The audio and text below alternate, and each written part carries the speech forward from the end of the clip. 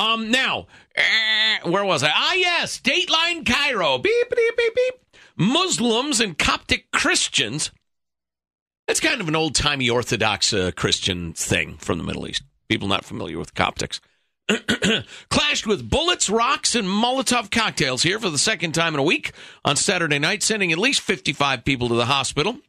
The officials said at least 33 of the wounded were Muslims, 22 were Christians, 28 were arrested for playing a role in the strife. Fears of such sectarian violence have kept Cairo on edge since a night-long battle between mobs of Muslims and Coptic Christians in the working-class neighborhood of Imbaba a week ago left at least a dozen dead and 2 churches in flames. The death toll is still rising. On Sunday, hundreds of Copts, angry at the failure of the Egyptian police and armed forces to protect their churches, held a sit-in outside the state television building known as Maspero. The clashes on Saturday... Keep your eye on Maspero! The clashes on Saturday began about 10 o'clock at night.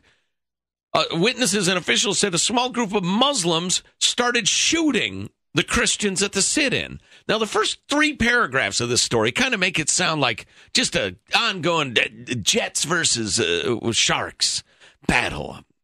There's an old-timey, as an aging gay man, there's an old-timey musical reference for you as kind of a give and take. But no, the Coptic Christians were having a sit-in, and the Muslims started shooting them. Soon, groups of young men from each faith were battling each other for hours with rocks, sticks, and Molotov cocktails. In the aftermath of the bloodshed, Pope Shenouda III, the leader of Egypt's Coptic Christian church, they got their own pope there. And why not? He's probably as good as that other pope, right? And why not? Why not? They got an Egyptian pope. Urged an end to the sit-in, blah, blah, blah.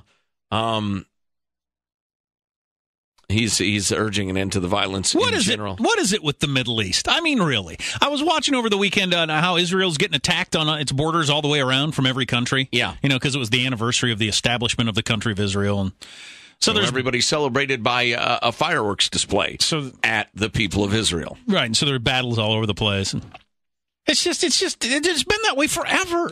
At what point will it ever become like Europe or America, or so many places around the world that have established borders? Everybody recognizes, okay, you're a country, I'm a country, we're going to have to do business. We're not crazy about it, but what are you going to do? Right, we're not going to go to war to try to end it. Bigger problems than that, right? 400 years, I'd say. Or 4,000. You know, I'm listening to this most excellent lecture series on history, the lessons of history, and they're talking about the Roman Empire, how incredibly successful they were. Their method was... And this was taking a page from Alexander the Great, but the Roman method was, you go into an Egypt, for instance. You tell them, look, you're now part of the Roman Empire, but y'all worship your own gods. That's certainly your right. You know, the local administrators, we're going to work with you. You guys handle things in the Egyptian way. Who are we to tell you what to do? The taxes to the Roman Empire, by the way, were 2 days' work out of the year. Just for a little perspective there. And if there's a problem, let us know. We'll work it out.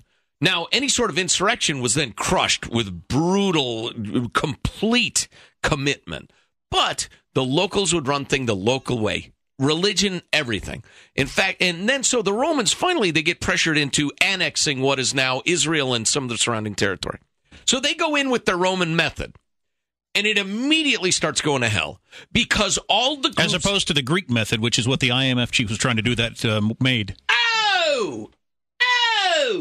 And the Roman method. So they go in with the Roman method, and it immediately starts going to hell because all these groups and subgroups hate each other so much. Within the Jews, there's groups that are hating each other and killing each other. And the Romans quickly come to understand this is a nightmare. This region is a nightmare. We've had this tradition of decency and local sensitivity and the rest of it. You can't reason with these people.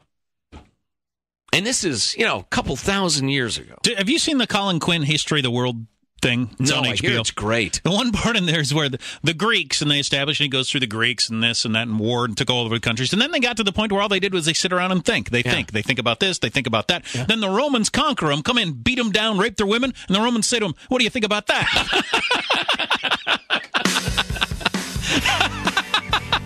Wow.